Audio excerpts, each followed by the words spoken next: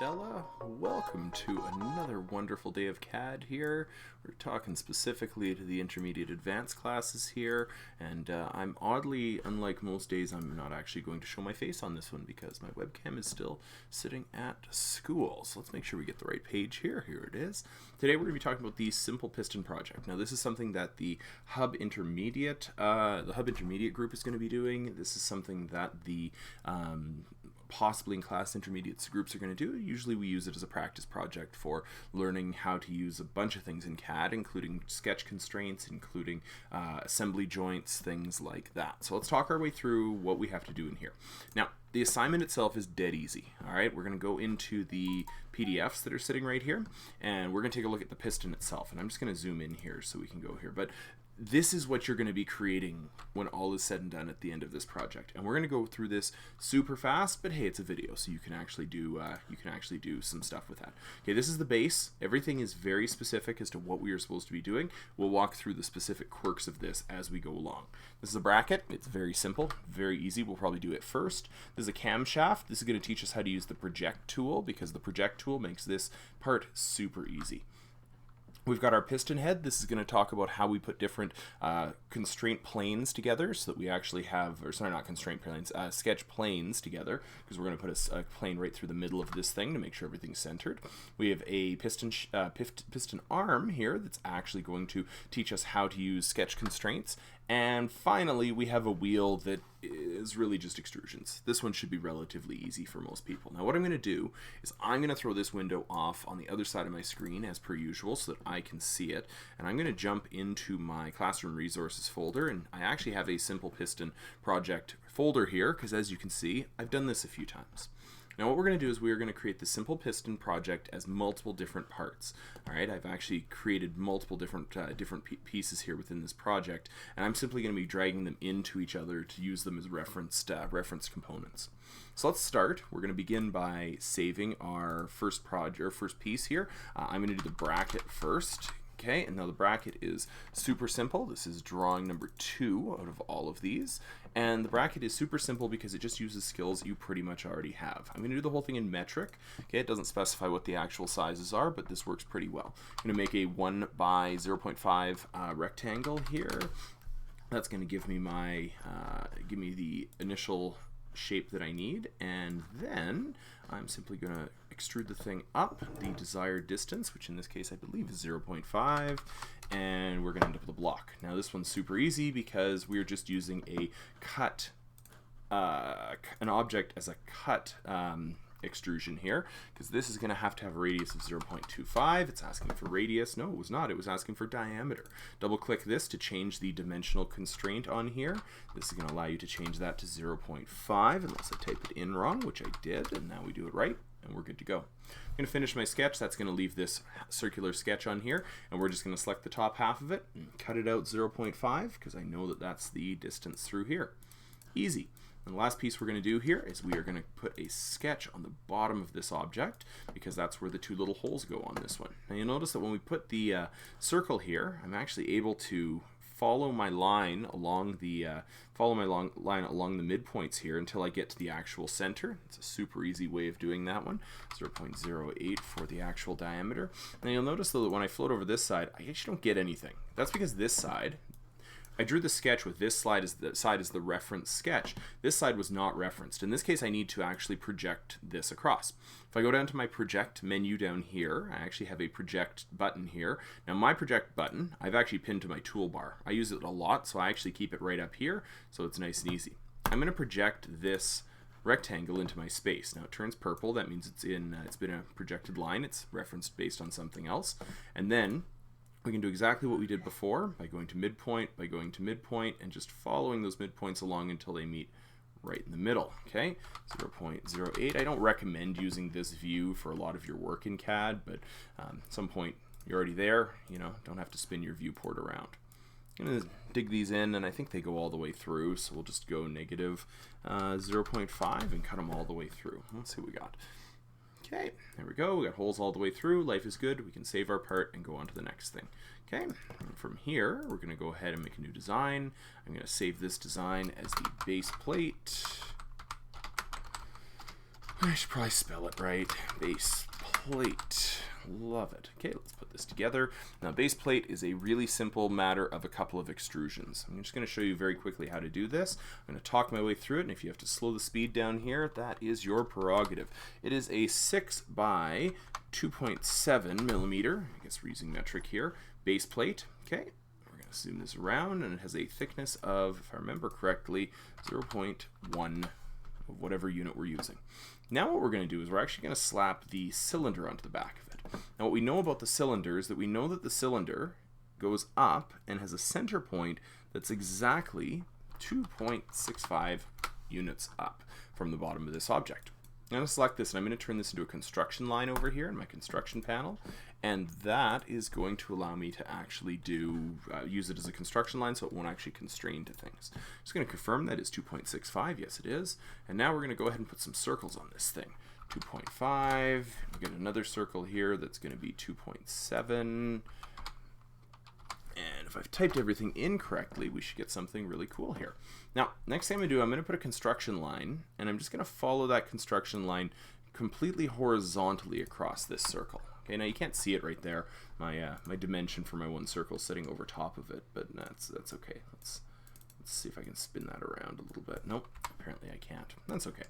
All we did with that line is we created some snap points. The snap points are there so that when I draw my last two lines, I can actually start on a line that is exactly on the side of that circle.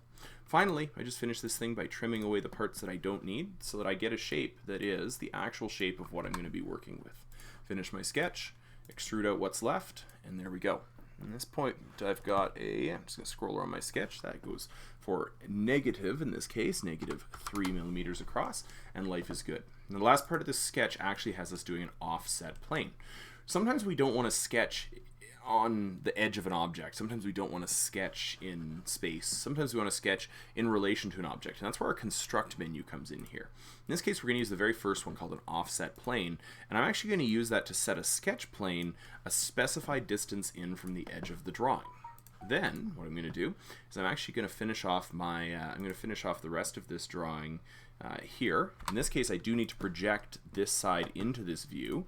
And the reason for that, actually, I'm going to hit undo. I'm going to project just this line right here. Now look at what happens. It's going to give me just that line, and it's going to be in the sketch plane. Everyone see the green line right here that is actually lining up where my sketch is going to be?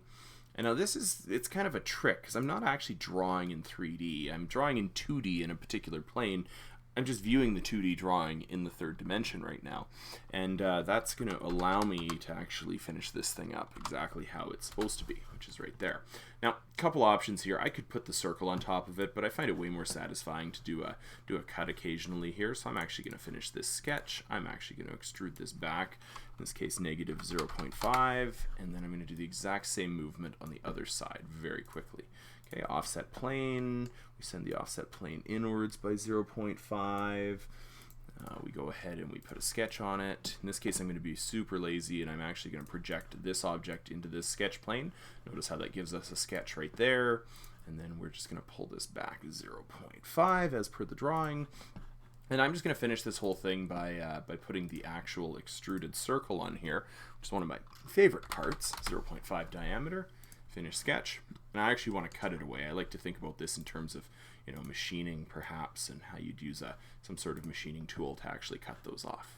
Okay, from here I can really easily just finish off what I need to finish off in terms of these small circles, just like we did on the bracket, and then life is good. 0.08.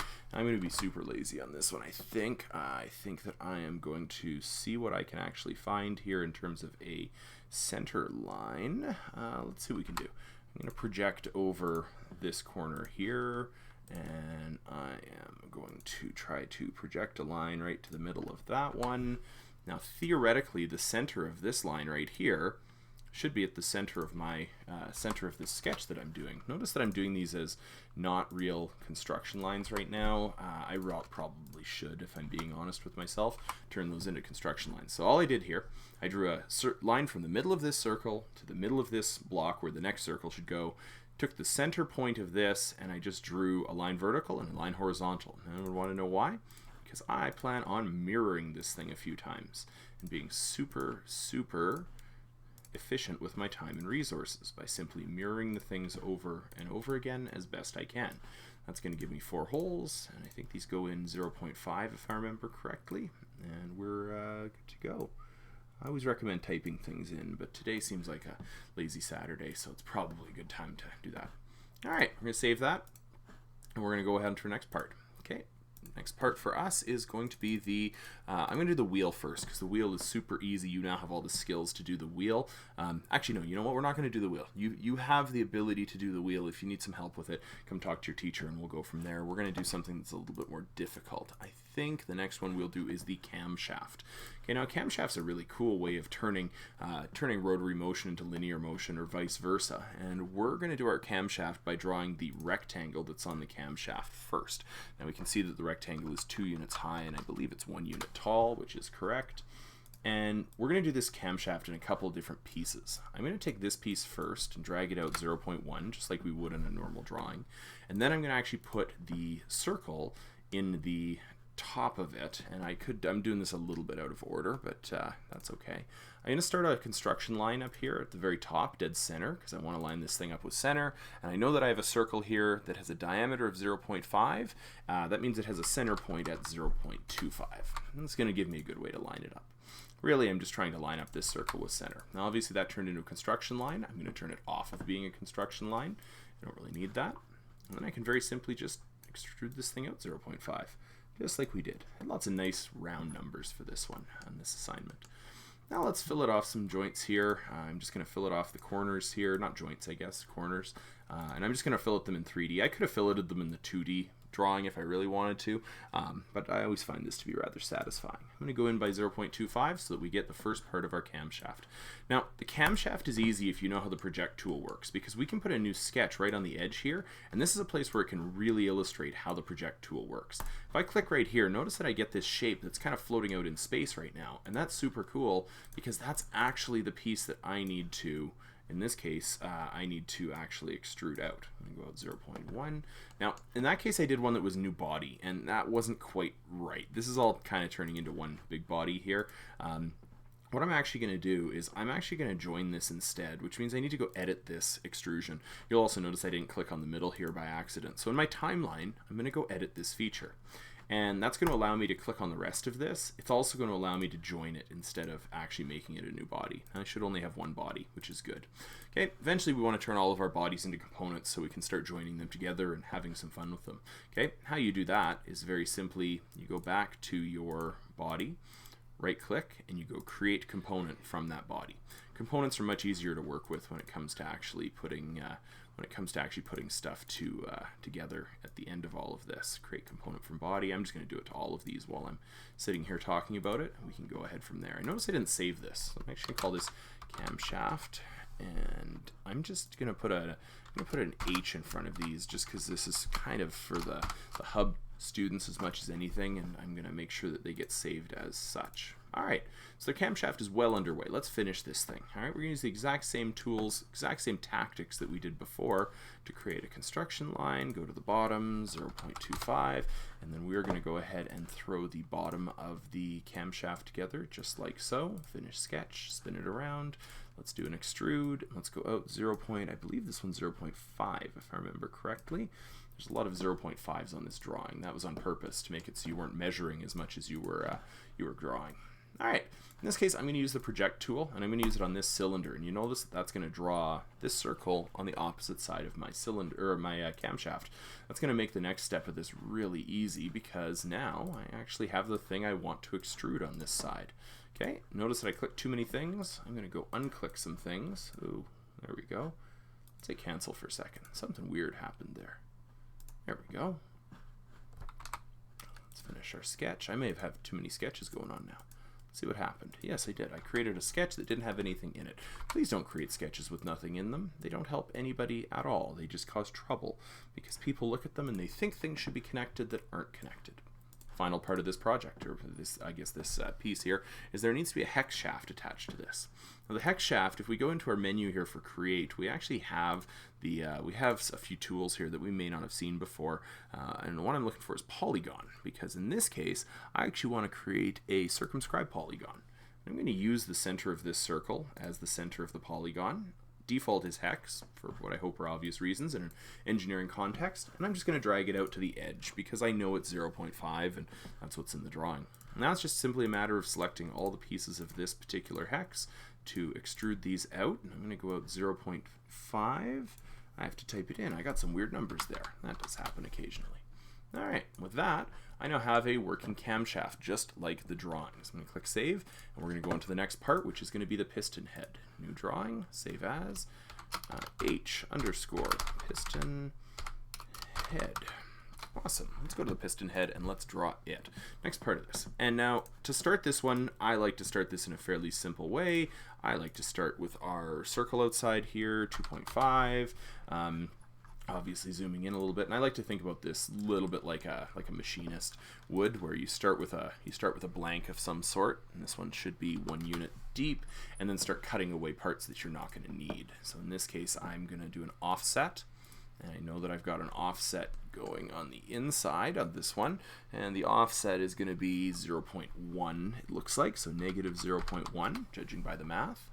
Finish sketch. Now I'm just going to use that to do a negative extrusion all the way in 0.5, I think, and that's good there. Now there's a fillet on the bottom of this, which we are going to put on with the 3D fillet tool. Nothing wrong with that. And that fillet is a 0.125. I won't let me do that one. Let's just go type it in here, 125.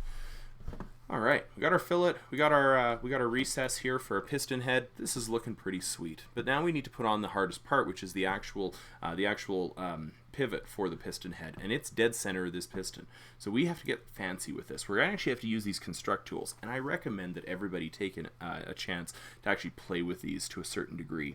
Now, I have some options here. The one that I'm going to do is I'm going to actually put an axis through this cylinder. And you'll notice that I get this little dashed line through the middle of it, and that's good. I've put an axis at the dead center point of this cylinder. That's going to let me actually find center very easily here.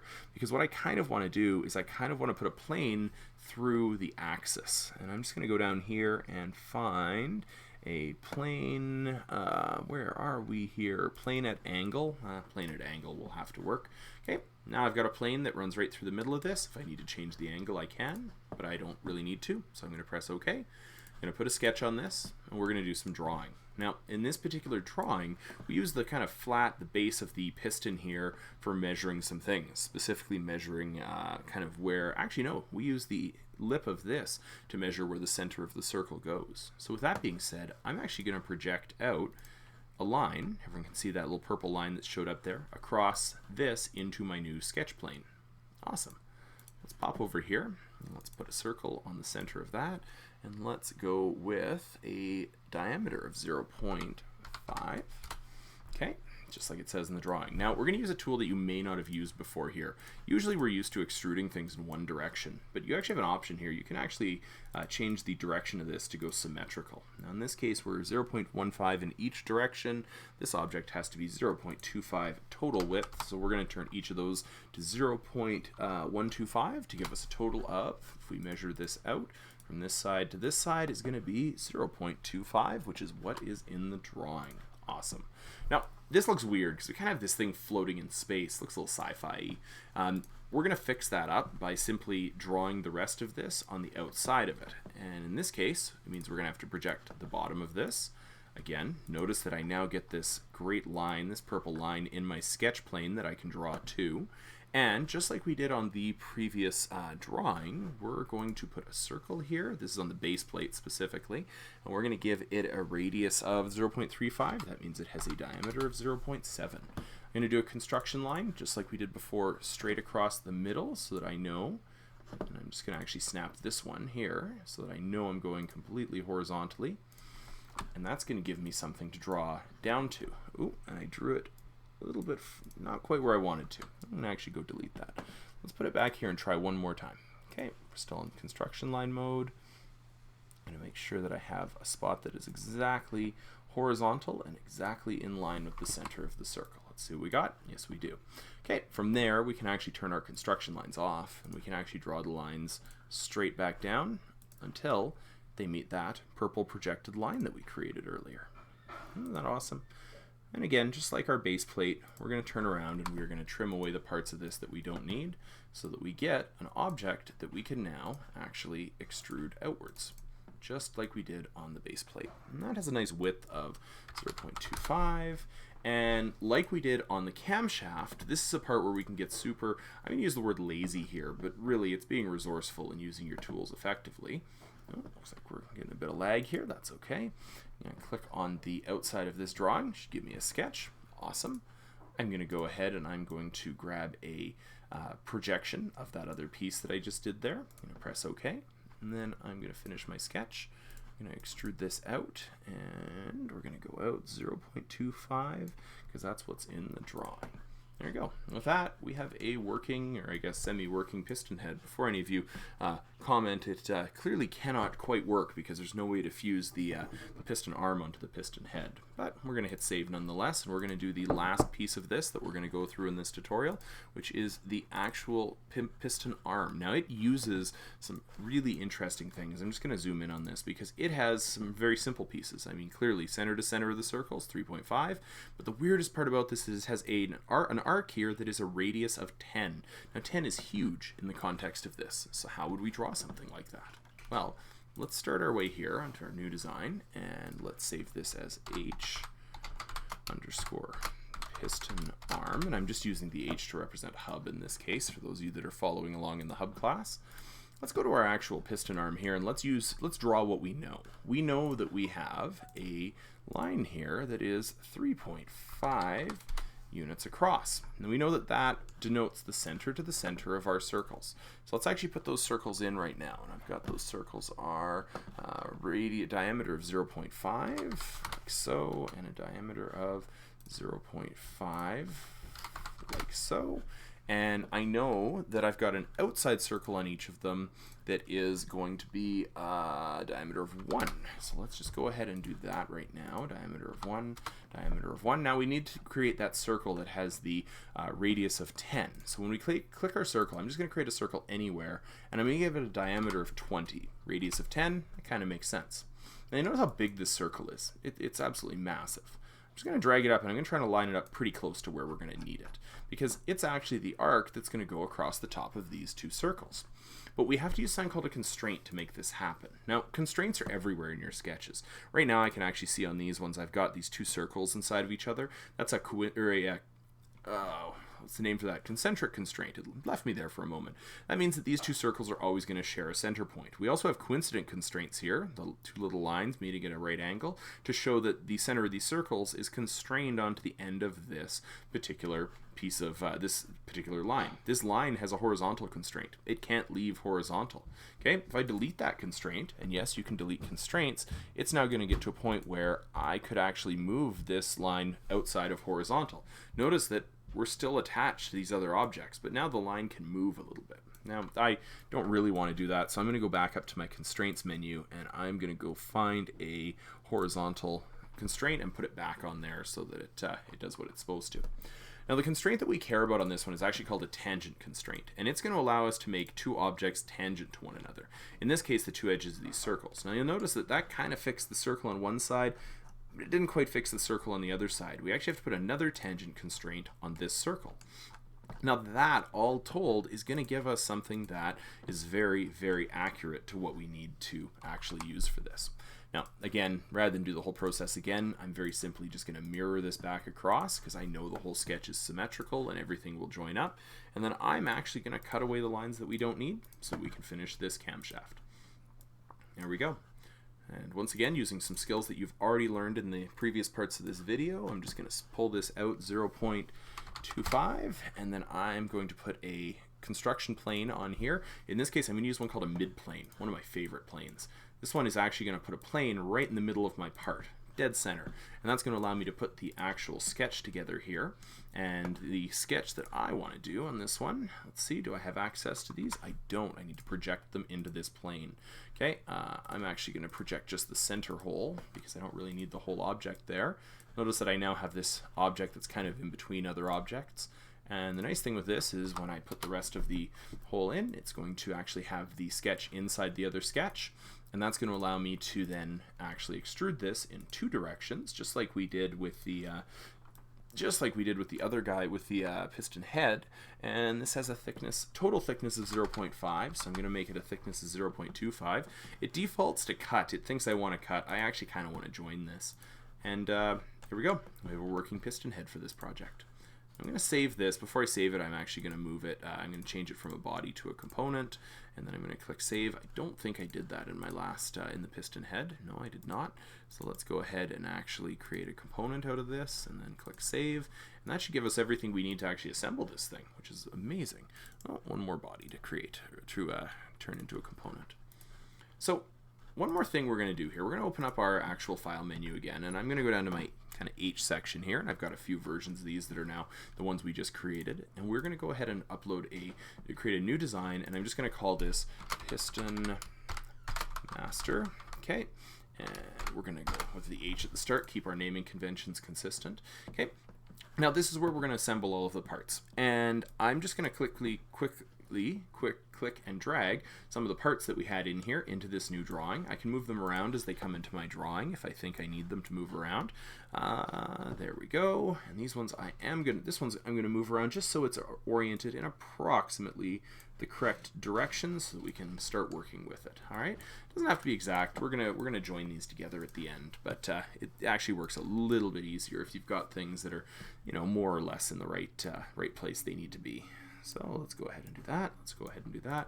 And let's actually take this project and put it all together. I'm going to use a different base plate than the one that I just made. I'm just going to throw in one of these, and I'm going to use those because I like the color, because I made it blue in one of those tutorials. Oh, perhaps I'm not. Perhaps I'm going to click undo because clearly those were done in a different measurement style than the one that I have here. Let's see what I did on this one. Yeah, it looks like I did it in both of them. Cool. I guess we're going to go and find the one that we just did. Simple piston base.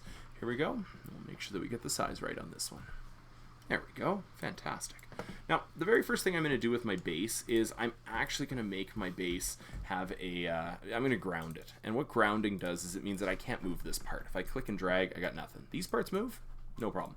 This part does not move, and that's important here. That's going to make things a little bit easier for us. Because the very first thing I want to do is I probably want to put, let's throw a bracket in here. I probably want to put a rigid joint on something. I should probably get the bracket from this particular project. Here we go. File management matters. And I'm going to use what's called a rigid joint. Now, a rigid joint is something you'd use when two parts are stuck together. It simulates the idea of having screws or bolts or something like that to attach this together. And clearly I grabbed a different piston because I thought I had holes in this one. I digress. I'm going to put a joint on this one, and what I'm going to do is I'm going to select my bracket, and I'm just going to select this flat part of the bracket right here, and I'm actually going to select the middle of it right here. Oh, it's going to make me select the middle of the hole. Hey, such is life. There we go. Sometimes zooming around your screen if you can't quite select what you need definitely helps. What I'm going to do is I'm going to actually constrain or join that piece onto the center of this flat. Now take a look at what happens. These two pieces come together. Life is good. If I check my motion tab, these are set to rigid, which is correct. That's kind of what I wanted to do with this particular project. Now let's add the other pieces onto this. The very first piece I'm going to add is the camshaft, and I'm going to attach it using a rotational or revolute joint as it is. I'm just going to pick two pieces here that are going to slot into each other, and I'm going to make them revolve around each other. Now that makes sense because now I can make this piston actually spin around the axis here, which is super cool. Now I'm just going to constrain the rest of these pieces using a very, very similar method to that. We're going to go up here, and we're going to constrain the camshaft onto the arm onto the piston head here. There we go. Again, lots of rotational joints on this one. Okay. I'm going to attach this one onto the edge of this one. I might have to spin around to do that. Life is good. All right. Now everything's spinning. And we get this kind of weird, wavy, flailing arm thing. But you'll notice that this doesn't actually prevent an object from going through another object. We're not dealing with actual contact sets here. So don't expect that that's what's going to be what's going to happen here. Okay, I'm just going to spin this around so that the piston's in approximately the right orientation. It doesn't have to be in the right position, but it just has to be facing the right way for our next step, which is that we're going to put an actual slider joint on this. We're going to click on join, And we're going to use our third kind of join, our final kind of join that's actually going to finish this project. And we are actually going to, notice that it defaults to the last thing we did, which is rotational. We're going to go and put a slider joint on it. Now it only has to slide in one direction. It's a piston, makes perfect sense. And what we end up getting is something that looks similar to, I'm just going to spin around so we can see it, something that looks and works similar to this. As the piston goes in, we can see we get the camshaft motion. It's a little jumpy. I'm going to show you a nice smooth version of this right now. And to do the smooth version is pick one of your joints, right-click them, and click on Animate Model. And with that, we actually have a working, fully joined, fully constrained sketch from scratch from a bunch of drawings that actually functions.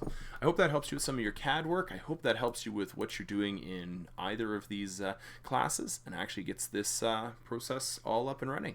Cheers, happy CADing.